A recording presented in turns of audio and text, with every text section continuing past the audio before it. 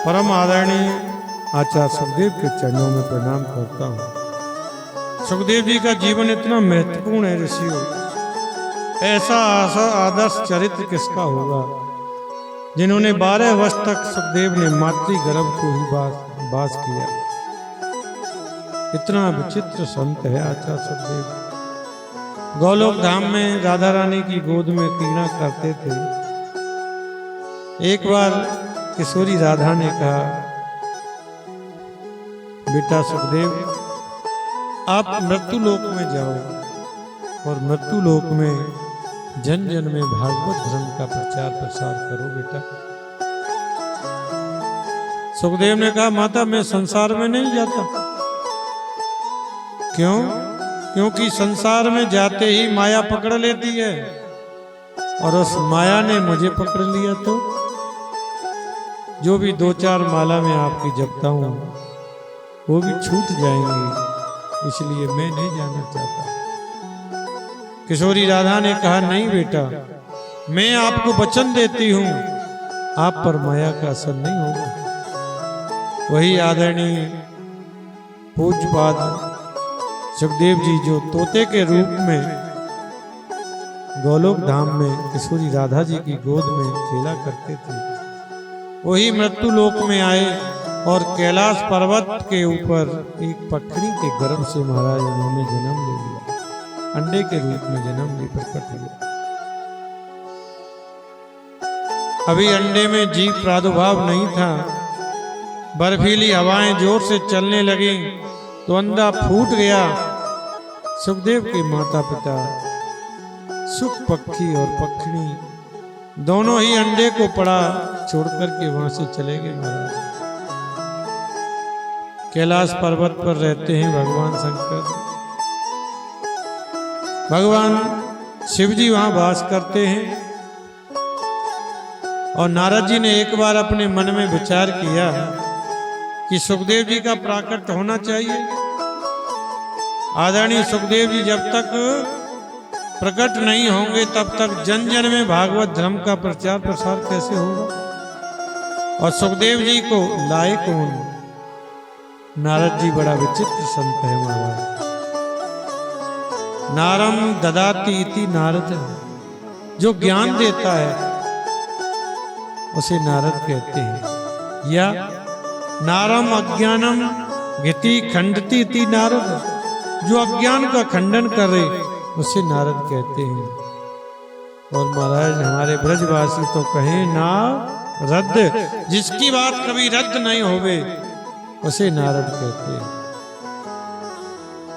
जिसके गले में नारद ने कंठी बांधी महाराज, नारद जी ने जिसे कान में गुरु मंत्र दिया उसे वैकुंठ मिलेगा, ये बिल्कुल पक्की बात है। नारद का एक स्वभाव आपको बताऊं, आप सब बड़े ध्यान से सुने। उनका स्वभाव क्या है? जिस घर में कभी झगड़ा नहीं होता वहां यदि नारद जी का पदार्पण हो जाए महाराज तो शुरुआत हो जाती है। और जिस घर में हमेशा ही लड़ाई रहती हो, वहां झगड़ा रहता हो, वहां पर नारद जी का पदार्पण हो जाए, नारद जी पहुंच जाएं तो महाराज हमेशा के लिए झगड़ा समाप्ति हो जाता है।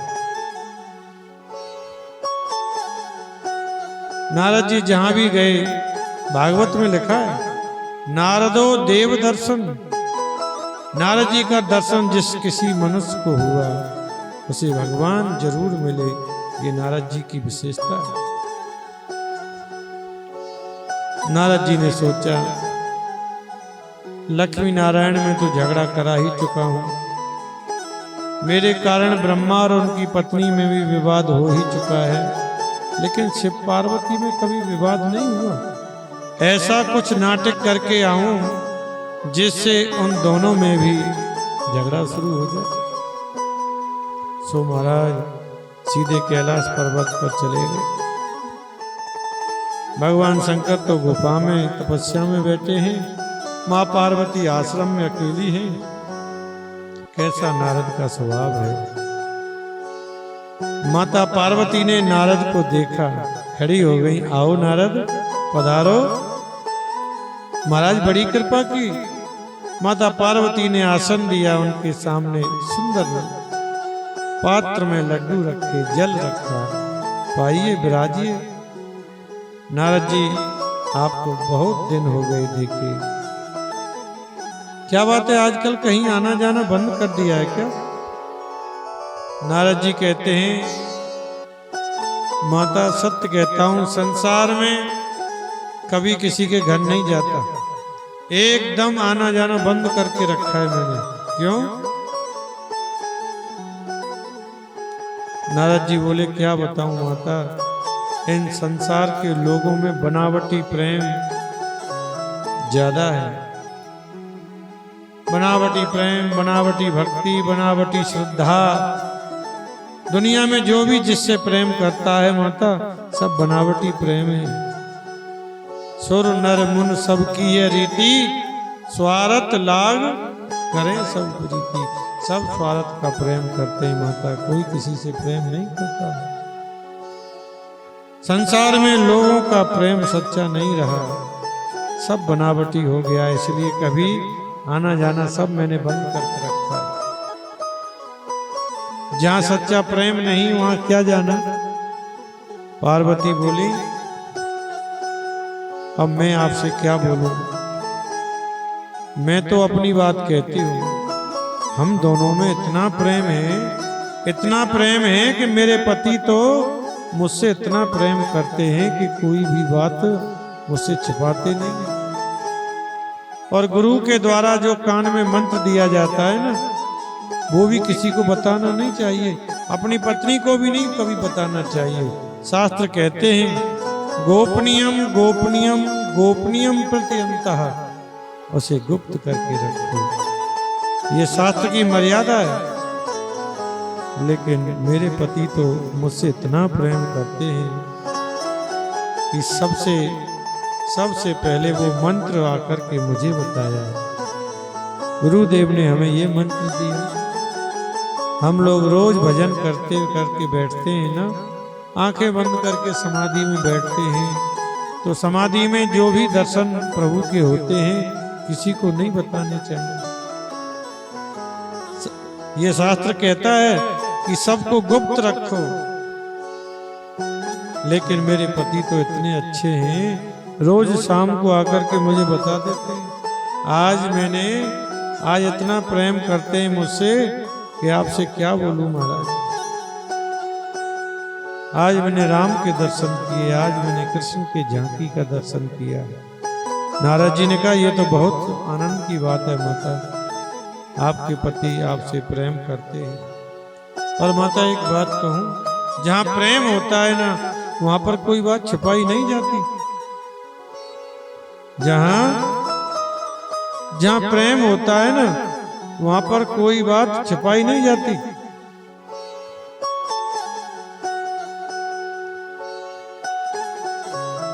वो तो सही बात है।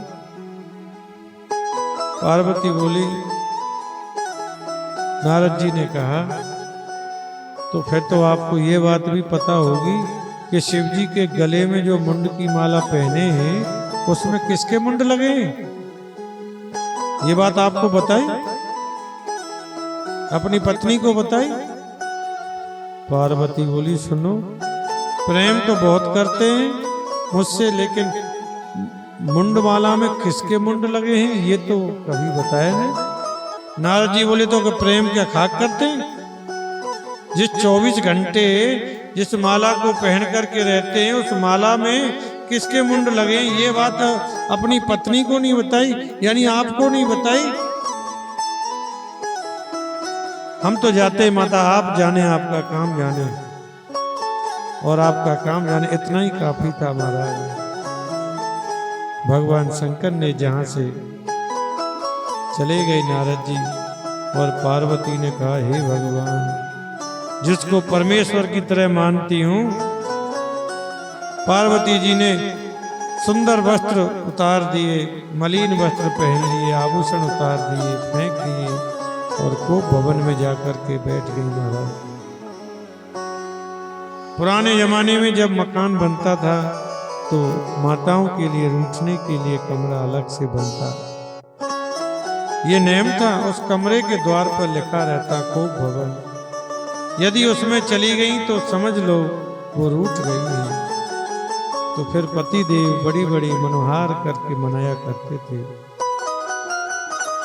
माता पार्वती भी खूब भवन में चली गई। महाराज शंकर जी ने देखा मेरे आश्रम से नारद जी निकल के आ रहे और जाते जाते शंकर जी से भी बोल गए, बाबा आश्रम में जल्दी पधारना, माता जी याद कर रही हैं आपको। भगवान शंकर ने मन में सोचा, आप घर पधार कर आए हैं तो जरूर याद करती होंगी। जहां आपके चरण पड़ जाएं वहां तो कल्याण ही कल्याण होता है। बाबा शिव जी ने आश्रम में पहुंचे, जाकर के देखा पार्वती जी को भवन में है। शिव जी ने कहा, क्या बात है देवी?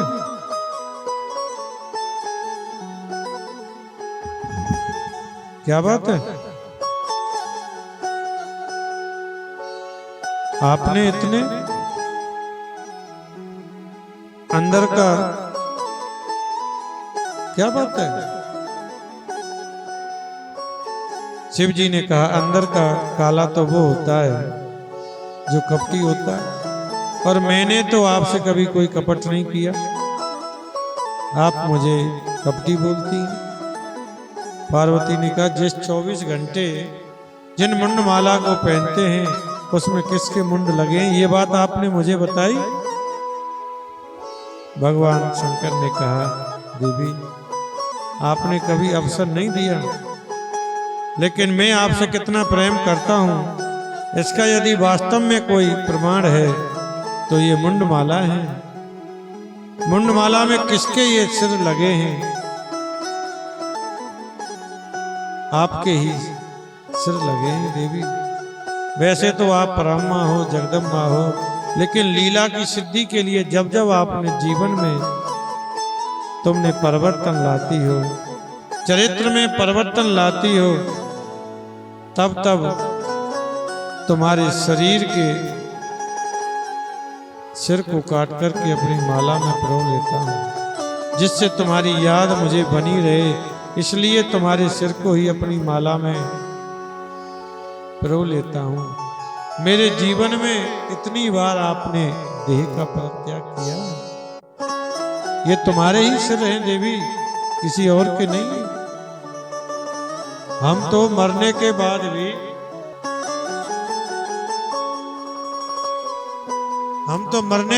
भी तुम्हारे सिर को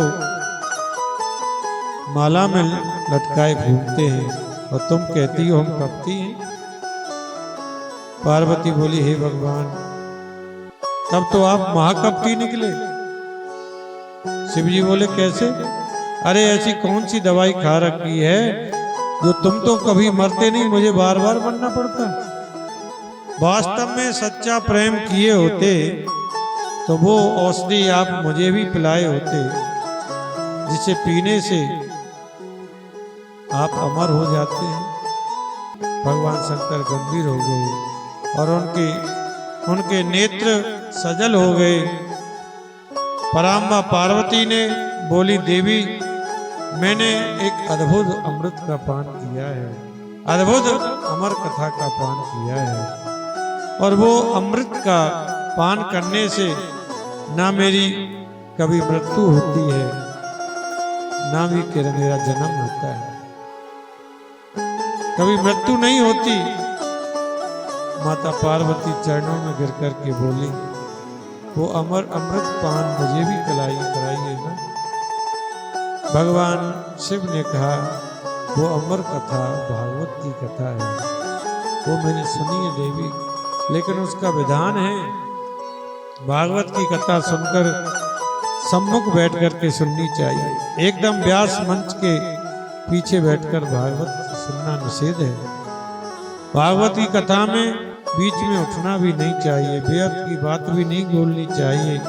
बोलना है तो कीर्तन बोलिए तो जय श्री कृष्ण, और भागवत की कथा में सोना भी नहीं चाहिए। एकाग्र होकर के तन्मय होकर के सुनी जाती है। देवी। और मैं तो जब कथा सुनाता हूं तो नेत्र बंद करके सुनाता हूं, आप सुन रही हैं कि नहीं सुन रही मुझे कैसे पता चलेगी। इसलिए जब तक कथा चलेगी आप बीच बीच में ओम ओम कहते रहना। पार्वती जी ओम ओम कह करके सुन रही हैं। 4 दिन की कथा बड़े तन्मय होकर के सुन रही हैं। 5वें दिन की कथा प्रारंभ हुई थी। भगवान शंकर ने कहा देवी पार्वती, जब भी उद्धव को पता चली कि प्रभु अपनी लीला को संपन्न करके जाना चाहते हैं, तो उद्धव ने आकर के कृष्ण के चरणों में प्रणाम किया। योगेश योग विन्यास, आप योग के स्वामी हैं, योग के अधीश्वर हैं, बताइए त्याग क्या है, वैराग्य क्या है, संन्यास क्या है। ये अज्ञानमयी प्रसंग जब श्री उद्धव जी ने पूछा, इसको सुनते सुनते माता पार्वती को नींद ने घेर लिया। महाराज 5 दिन से कथा सुन रही थी, शरीर में कभी कभी थकान भी हो जाती है, तो पार्वती माँ को झपकी लग गई और झपकी लग गई और वो सो, लेकिन भगवान शंकर तो नेत्र बंद करके कथा सुना रहे। उन्हें नहीं पता कौन सुन रहा है। अब वो पक्षी ने देखा महाराज माँ तो सो गई, कहीं ऐसा ना हो बाबा कथा बंद कर दे। तो वो सुख पक्षी महाराज सुखदेव जी, सुख पक्षी बड़े आनंद में होकर के माता पार्वती की आवाज में ही ओम ओम ओम ओम कहना शुरू कर दिया। भागवती कथा जब जैसे ही पूरी हुई, भगवान शंकर ने जोर से जयकारा लगाया, बोल बाल कृष्ण लाल की जय।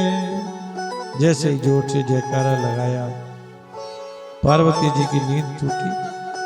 हाँ भगवान, फिर भगवान ने उद्धव से क्या कहा? शंकर जी ने कहा क्या कहा मतलब? अरे ये तो कथा पूरी हो गई देवी। पार्वती जी बोली मैं तो यहीं तक सुनी थी कि पूरी कैसे हो गई, पर ओम ओम कौन बोल रहा था? देखा तो पक्षी बोल रहा है। शिव जी ने कहा इसने कथा सुनी, इसमें मुझे कोई आपत्ति नहीं, परंतु कथा बिना विधि के सुनी है, इसने ब्रह्म विद्या की चोरी की है, इसलिए ये चोर है, इसे छोड़ नहीं सकता। सामने बैठ के सुन लेता। भगवान शंकर क्रोध में आए, त्रिशूल लेकर के भोलेनाथ मारने के लिए दौड़े। महाराज कैलाश पर्वत से उड़ता उड़ता वो पक्षी दौड़ लगाई। कैलाश पर्वत से नीचे आप उतर कर आएंगे तो देख नीचे पड़ता है बद्रीनाथ धाम, और बद्रीनाथ धाम में भगवान वेद व्यास वास करते हैं। उनकी पर्णकुटी का नाम है सम्याप्रास, और उनकी पत्नी श्रीमती बिटका देवी बैठी थी। अपने पति से बोली बुढ़ापा आ गया, बेटा तो हुआ नहीं। व्यास जी बोले देवी चिंता ना करो, भगवान सब कल्याण करेंगे, चिंता मत करो। मन में ऐसा व्यास पत्नी सोच ही रही थी कि उतने में ही जोर से उबासी आई, और महाराज वो सुख पक्षी बिटका देवी के मुख में होकर के सीधा ही गर्भ में चला गया, मुंह में होकर के गर्भ में चला गया। बोलिए सुखदेव जी महाराज की। श्री सुखदेव शंकर जी आए और देख करके चले गए। पूरे आश्रम में ढूंढा लेकिन कहीं नहीं मिले। वही आचार्य सुखदेव जिन्होंने 12 वर्ष तक मातृ गर्भ में रहे, गर्भ को ही जिन्होंने मंदिर बना लिया। मैं आपको बहुत स्पष्ट रूप में कहूं, आपने मन में काबू पाया है तो आप कहीं भी बैठ कर के मुक्ति पा सकते हैं, और मन पर यदि काबू नहीं है,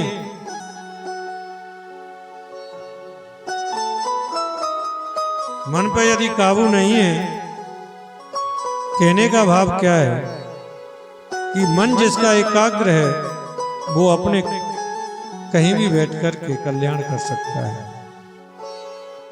कहीं भी बैठ करके कल्याण कर सकता है। सुखदेव स्वामी की इस कथा से शिक्षा मिलती है कि दुनिया जिस गर्व की बुराई करती है, शास्त्र कहते हैं गर्व जितनी तकलीफ मिलती है उतनी तकलीफ ना कभी भूत ना भविष्य में मिलेगी। लेकिन उसी आदरणीय सुखदेव ने उसी गर्व को मंदिर बना दिया। 12 वर्ष तक मातृ गर्भ में वास किया, लेकिन व्यास पत्नी ने कहा, सुनते हो मेरे गर्भ से वेद मंत्रों की धुनी आती है। व्यास जी ने कहा, जरूर कोई ज्ञानी महापुरुष होगा देवी, जरूर कोई ज्ञानी महापुरुष होगा, लेकिन बाहर आने का तो नाम नहीं लेता। व्यास जी ने कहा, बेटा आपकी माता श्री को बहुत तकलीफ हो रही है, आप बाहर आइए। तो सुखदेव जी ने कहा, मैं बाहर नहीं आता, बाहर आते ही विष्णु की माया मुझे पकड़ लेगी। व्यास जी ने कहा, मैं वचन देता हूं बेटा, तुम्हें विष्णु की माया का असर नहीं होगा। सुखदेव जी ने कहा, आपकी बात पर कैसे भरोसा करूं पिताजी, आप तो स्वयं माया के चक्कर में पड़े। माया बहुत चंचल है, ये माया बहुत विचित्र है, माया का पार पाया नहीं जा सकता, किसी के बस की बात नहीं है। यदि मायापति विष्णु आकर के ये कह दे कि माया नहीं सुखदेव, तुम पर माया का असर नहीं होगा, तो मैं आऊंगा। तो कहते हैं मेरे गोविंद को आना पड़ा, और गोविंद ने कहा, बेटा सुखदेव मैं तुम्हें वचन देता हूं, आप पर माया का असर नहीं होगा। वही सुखदेव जी 12 वर्ष मातृ गर्भ में वास किया, और गर्भ से प्रकट होते ही सीधे वन की ओर चले जा रहे हैं। जैसे ही वन की ओर जा रहे हैं, सुखदेव जी के पीछे पीछे व्यास जी जा रहे हैं। पुत्र पुत्र पुत्र पुत्र कहते हुए जा रहे हैं। तो वृक्षों से आवाज आती है, व्यास जी किसको पुत्र कहते हो? कितनी बार ये तुम्हारा पिता बन चुका है और कितनी बार तुम इसके पुत्र बन चुके हो। ऐसे परम वंदनीय परम पूज्य सुखदेव जी के चरणों में प्रणाम करते हैं। व्यास जी महाराज कहते हैं, लेकिन वृक्षों से जवाब मिलता है। व्यास जी लौट कर आ गए। सोचने लगे, ऐसा वीतराग मेरा पुत्र है, ऐसे में लौटा करके नहीं ला सकता। तो वही सुखदेव जी व्यास जी लौट कर चले गए। ऐसे परम आदरणीय वंदनीय सुखदेव जी को प्रणाम करते हैं। तो सुखदेव जी परम संत हैं, और संतों की सन्निधि जीवन को सुधार देती है, संतों का चरित्र जीवन को पवित्र कर देता है। ऐसा सुखदेव जी का चरित्र है।